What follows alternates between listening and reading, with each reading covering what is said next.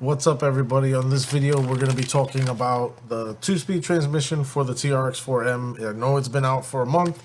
I finally got my hands on it, so if you want to know and you don't know, that's the number right there, 9891. So with that being said, let's get to it and see what we have inside and everything and what's going on with this. All right, so you cut it open, you're gonna have a manual, you're gonna have a piece of thing that says something there, you're gonna have some plastic there, and then you're gonna have the actual transmission itself. All right, video over. No, I'm just kidding. All right, so it looks like we get a 2-speed transmission.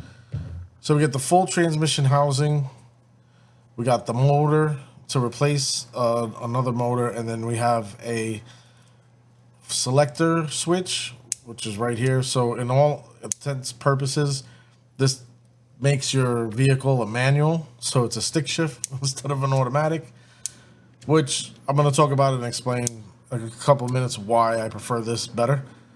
So the transmission location is a little bit different, or the orientation, I should say. The normal orientation is a little bit different. The motor is definitely in a different orientation, which is going to be on the top and everything. We're going to see how this thing fits, which already videos are out there that they show you how it fits, this, that, and the other. But we're going to check out some other things. So we got the connectors. We're good to go here. And this is basically the mechanism itself. Is there a possibility to set this up on a servo? There might be. They did leave it open for some screws here and there to probably remount a servo connector if they figure it out and everything. We're gonna see what Traxxas does. Most likely they'll do it, but as they do things, they do it in their own time. So unless somebody 3D prints something that'll work and work a servo there. We have an extra bracket piece here, which I believe is for the installation of the actual transmission to sit properly inside the vehicle. All right. So here we have a gear, which I was curious when I seen the packaging. I was like, what's that gear for? The guy said that he wasn't really sure. So what it says here is basically that these blue gears come when you get the portal axles. So it says right here, portal axle package will include these two blue gears. So when you get the portal axle conversion from Traxxas and you have this 2-speed, I believe you have to swap out that particular gear to make this work a little bit better, which it says here, light gray 22 tooth gear included in this bag. All right, so I guess that's just to set the gear ratio that you need for those portal axles, because the portal axles are different. I was going to pick those up too. They didn't have it in stock, so I just was able to get the transmission. So with that being said, let's get this bad boy open and see what it looks like. But just before we get that done, we're going to open up the manual and I'm going to show you guys the details that Traxxas provides you, which, not for nothing, if you lose this, you can actually go on Traxxas's website. Most likely they'll have this as a PDF download. All right, so let's just take a look at what's going on.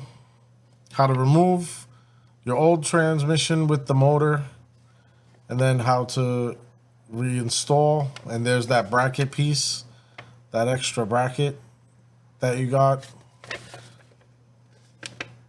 All right. So maybe I'll do a step-by-step video on how to install this.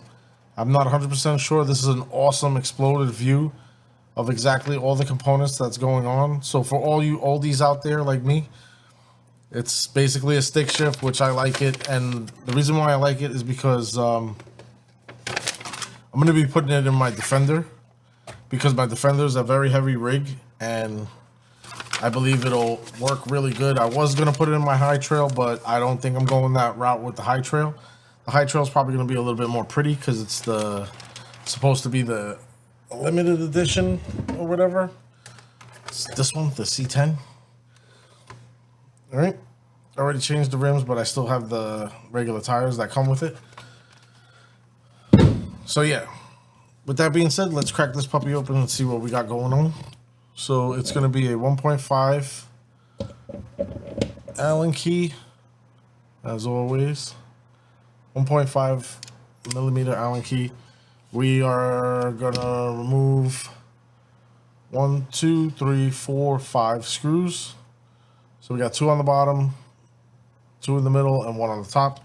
So let's go ahead and get that done real quick, because there's no editing in this video. So we're gonna go right here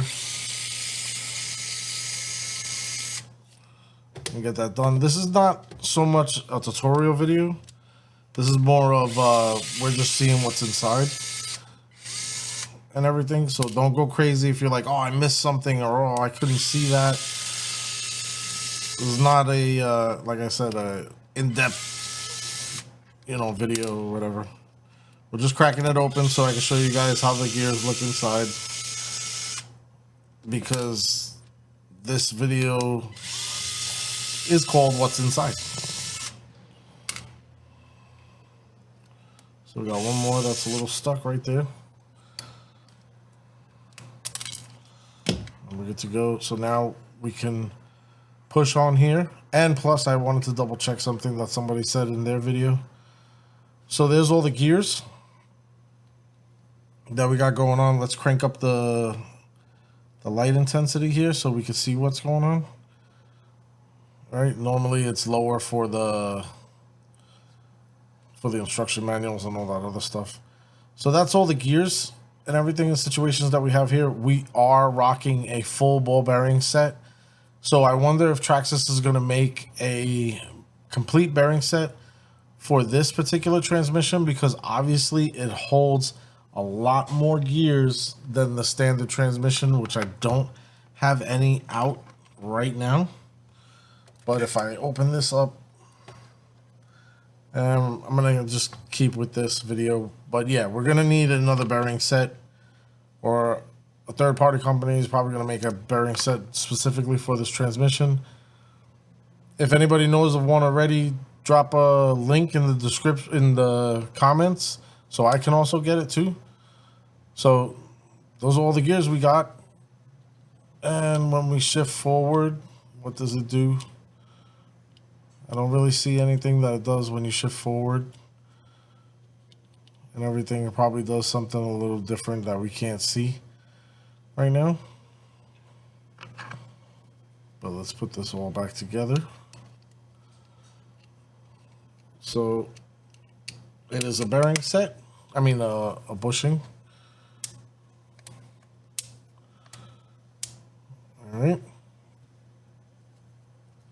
All right, so that's basically going to conclude it for this video. I am going to leave a link in the description for a video to Cape Crawlers, because he did a little bit more in-depth on installing it in a vehicle, showing you guys what it looked like when it was running in the vehicle and everything like that.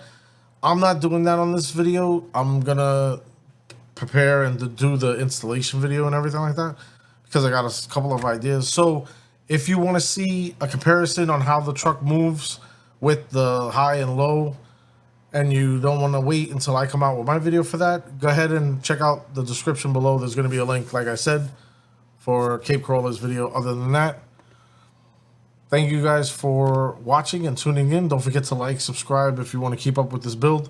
There's going to be a big difference of me putting this in there. So just keep an eye out. I got plans. All right, with that being said, later.